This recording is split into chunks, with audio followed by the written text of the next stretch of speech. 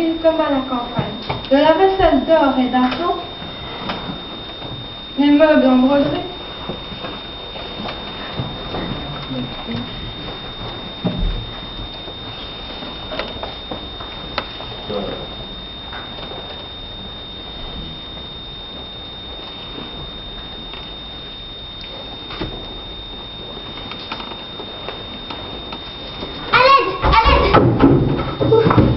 Je l'ai échappé belle.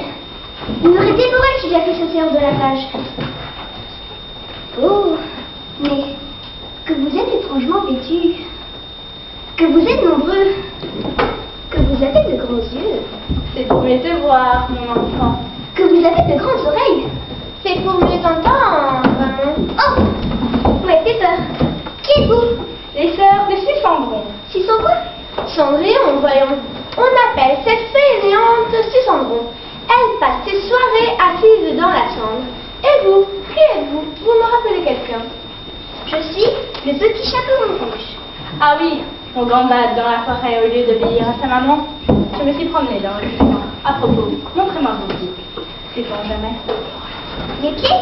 Mais pourquoi? Petit et fin, comme celui de la Cendron. Ne vous agitez pas d'essayer une pantoufle si un beau prince vous le demande. Je vous surveille, mademoiselle. Au secours! Au secours! Merci. Voilà, j'allais tranquillement à l'école. C'est-à-dire que non. Donc, votre mésallange piratique. Très intéressant. Indiquez-moi donc votre fournisseur, car voyez-vous, j'aurais besoin que l'on me raccourcisse les pieds afin d'enfiler une pantoufle. Un jour, mon prince viendra, à mon pied enfilera. Surtout, ne vous amusez pas d'essayer une pantoufle. Elle vous tuerait. Oh, mon Dieu, j'allais oublier. Au secours, à l'aide, il va la tuer. Fille, je veux retourner chez mon papa Gepetto. Je ne veux plus jamais mentir.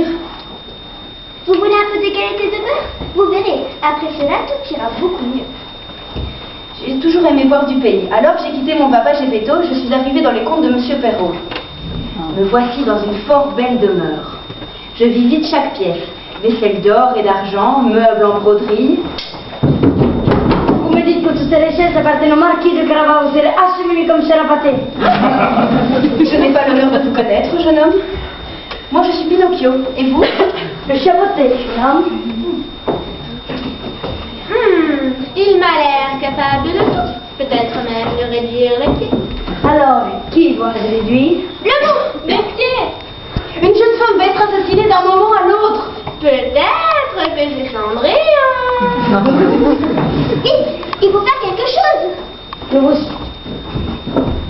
Aussi, mon jeune homme. En route, jeune demoiselle.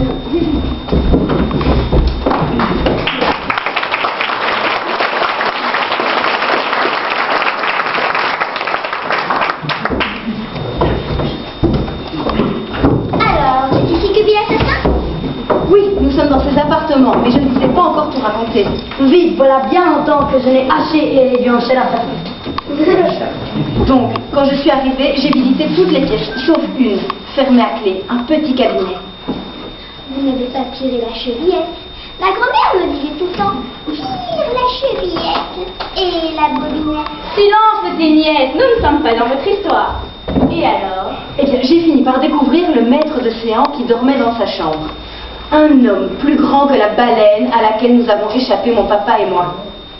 Enfin, pas tout à fait. Un homme terrible, le visage mangé par une barbe bleue, une barbe bleue. N'importe qui se serait enfoui, mais moi, non. Enfin, je me suis enfuie. Mais rien qu'un peu, car j'ai aperçu son trousseau de clés accroché à sa ceinture. Non, vous lui avez volé son... Ah, continuez, je meurs d'envie de... Dites, cette histoire, c'est bien M. Perrault qui l'a écrite. Pour les enfants, c'est lui qu'il vous faudrait. Voilà bien les personnages dans l'histoire finit mal. Taisez-vous, sinon je vous annonce que le loup vous mangera. Je retourne donc dans le petit cabinet, j'ouvre la porte en tremblant et là... Le loup! Non! Une pantoufle à ma pointure! Je ne vois rien.